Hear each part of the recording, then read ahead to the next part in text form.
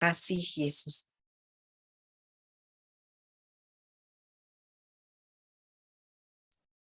Terima kasih Yesus.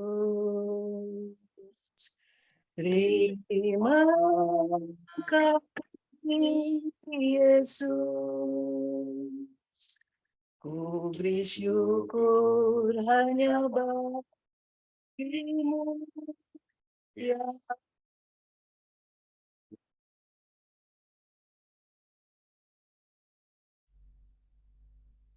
Sorry Bu Siska dia, silakan. Terima kasih Yesus. Terima kasih Yesus. Ku beri syukur hanya bagimu. Terima kasih Yesus. Terima kasih Yesus. Terima kasih Yesus. Ku beri syukur hanya bagimu,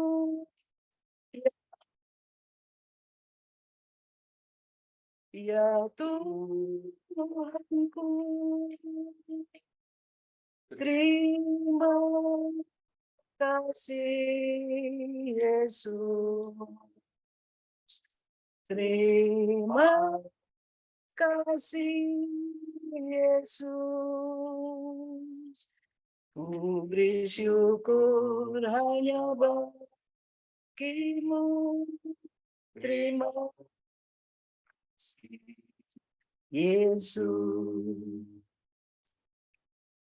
Yang dulu tak ku mengerti, sekarang kau buat mengerti. Kau singkapkan mataku dengan kasih-Mu yang tak pernah ku pikirkan. Sungguh kau telah sediakan. Kau curahkan berkat-Mu melimpah dalam hidupku. Terima kasih Yesus. Terima kasih Yesus. Ku beri syukur hanya bagimu, ya aku, ya Tuhanku. Terima kasih Yesus. Terima kasih Yesus. Ku beri syukur hanya bagimu.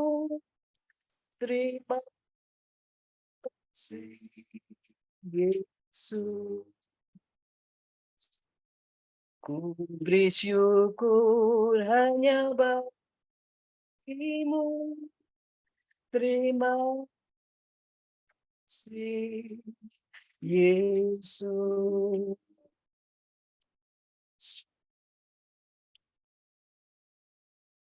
Terima kasih Yesus, karena Engkau mencintai kami apa adanya. Karena Engkau membuat kami merasa berharga. Yesus, terima kasih karena Engkau rela menderita bagi kami. Bahkan Engkau rela untuk mati di kayu salib untuk membebaskan kami dari dosa-dosa kami.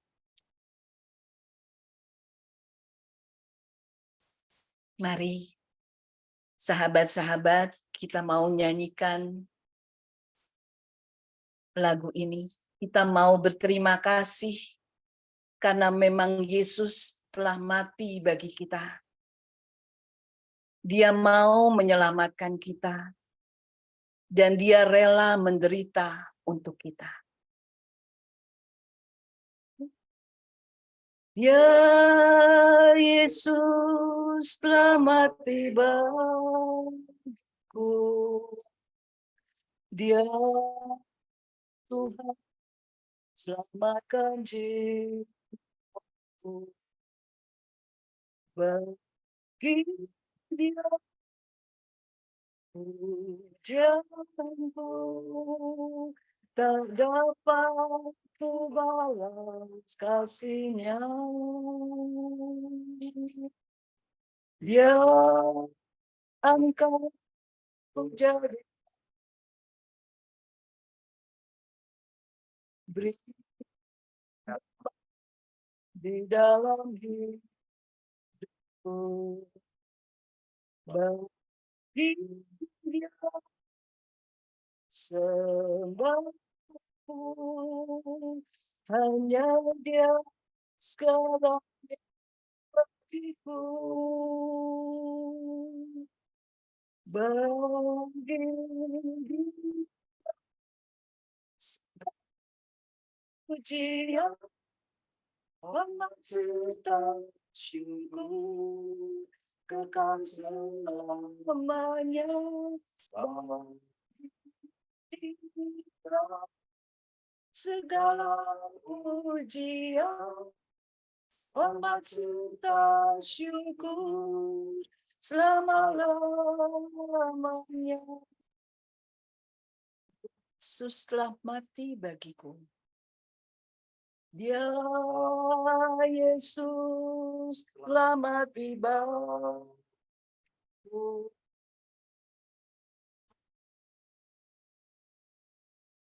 Selamatkan jiwa. Bagi dia pujianku tak dapat ku balas kasihnya. Dia angkatku jadi anaknya.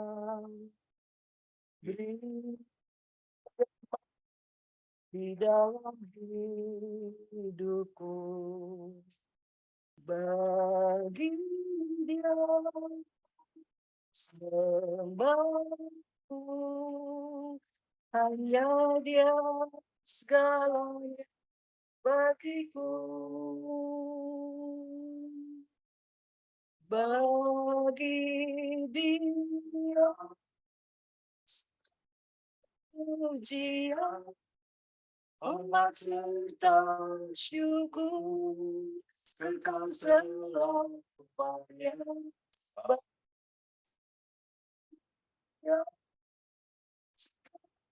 Pujian, hormat serta syukur selama-lamanya bagi dia. Bagi dia segala pujian, hormat serta syukur kekal selamanya. Bagi dia segala pujian, hormat serta syukur selama-lamanya.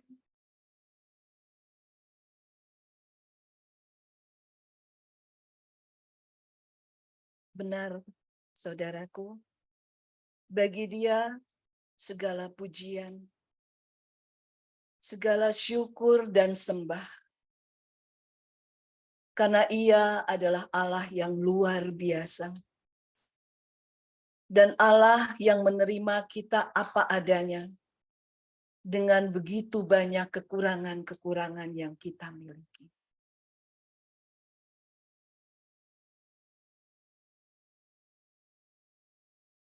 Tuhan Yesus mati di kayu salib untuk mengampuni kita. untuk mengampuni segala dosa kita. Tapi seringkali kita tidak bisa dan tidak mau mengampuni orang yang bersalah kepada kita. Malam ini kita diingatkan untuk terus berusaha dan mau mengampuni setiap orang yang bersalah kepada kita.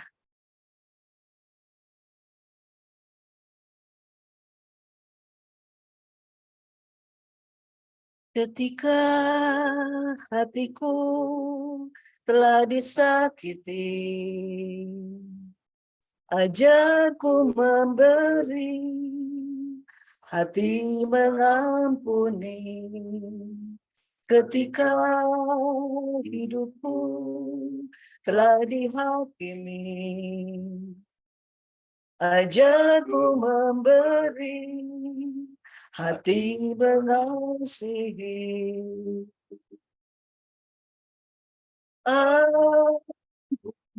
Bila kami tak mampu mengampuni bersalah kepada kami, seperti hati Bapa mengampuni, mengasihi, tiada pamrih.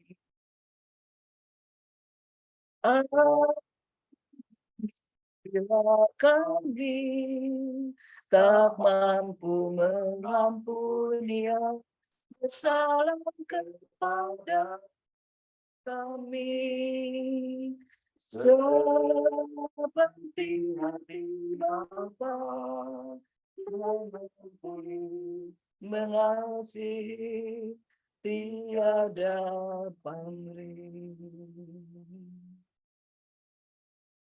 Benar, saudaraku, mengampuni bukan soal mampu atau tidak mampu, tetapi soal mau atau tidak mau.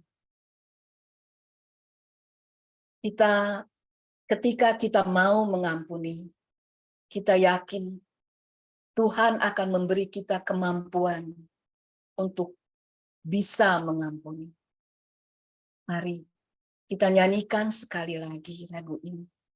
Kita mau resapi kata-katanya, agar kita bisa mengalahkan keegoisan kita,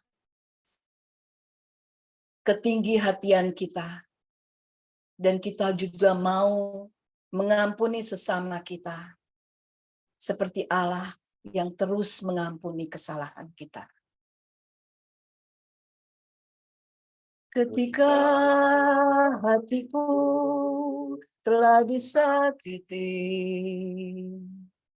ajarku memberi, hati mengampuni. Ketika hidupku telah dihakimi, ajarku memberi, hati mengasihi. Ampuni bila kami tak mampu mengampuni yang bersalah kepada kami, seperti hati Bapa mengampuni, mengasihi, tiada pamrih. Ampuni bila kami tak mampu mengampuni. Ampuni bila kami tak mampu mengampuni yang bersalah kepada kami, seperti hati Bapa mengampuni, mengasihi, tiada pamrih. Seperti hati Bapa mengampuni, mengasihi tiada pamrih.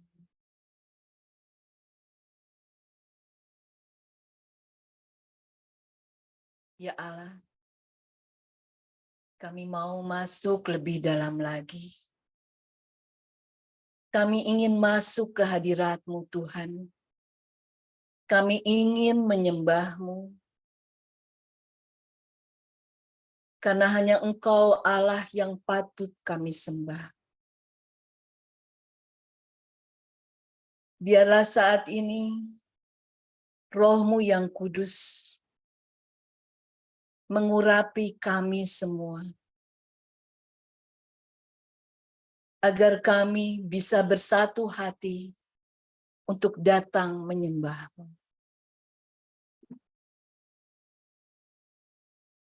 Allah Roh Kudus,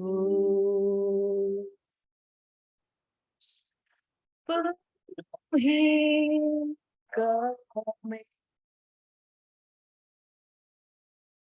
Ku rindu Kau seduku.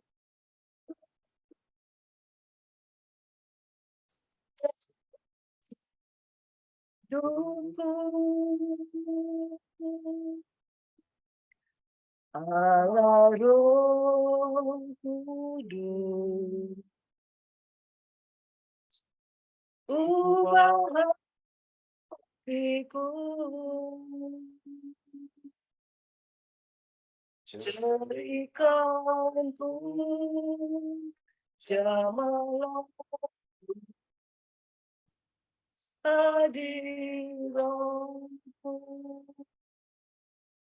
ku sembah kudus,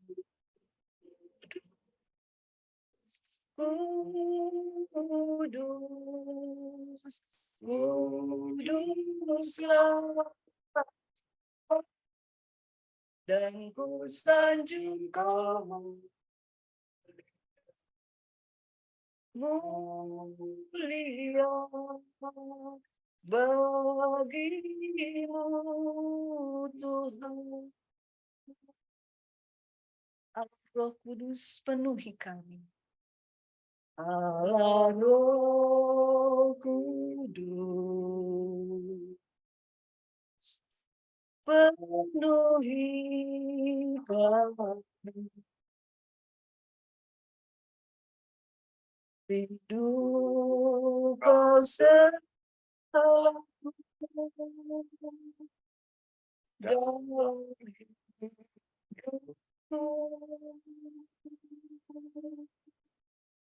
Allah Roh Kudus, ubah hatiku, jadikanku jamalah hadirat, ku sembah kudus,